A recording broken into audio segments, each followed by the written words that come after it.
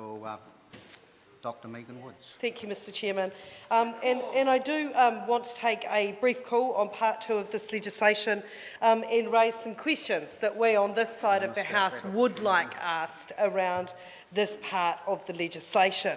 That we have the Minister and the Chair indicating that it wasn't possible for the government to make a change without resorting to this legislation. So I urge the Minister to take a call and to set out exactly why that was not possible, that the government could not have decided to change out one of the prescribed 4 flags that we're in, to change out, Minister, take out one of the 3 silver ferns and substitute in an alternate design. Why it is that we have to be in this House.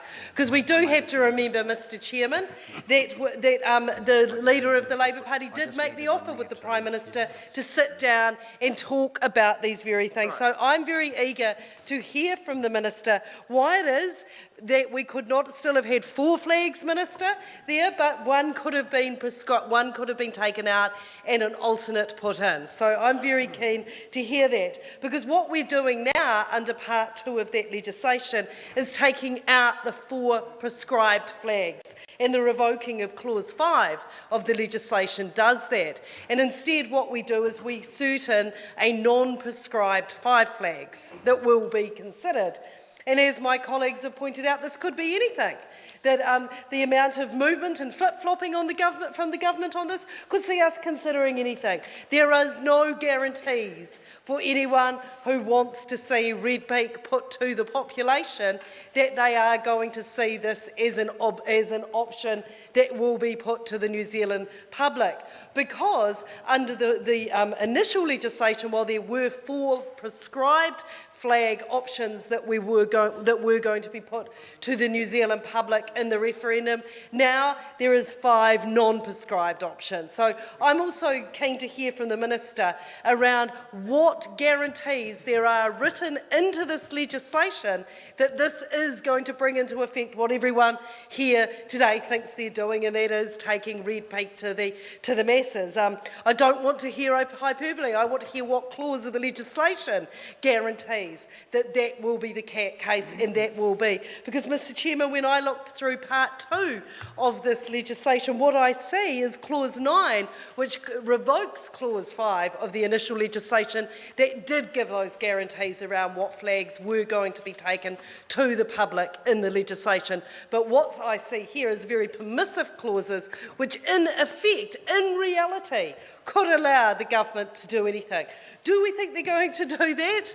Probably not. Not even the Prime Minister, who has made such a shambles of his vanity project, would probably stoop that level. But I think the fact that we are putting through such sloppy amending legislation just shows the schmozzle we've got ourselves into here with this legislation.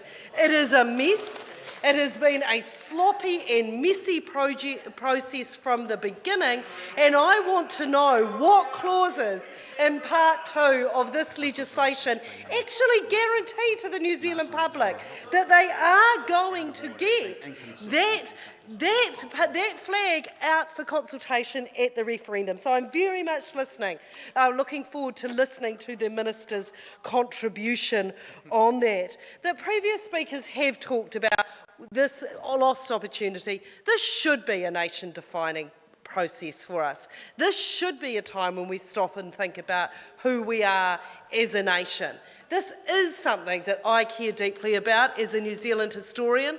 It's something that we should be thinking and having a very considered approach through, not under urgency, passing sloppy legislation which in effect actually makes the process more shoddy and more shambolic than what was already a shambolic and shoddy process to begin with.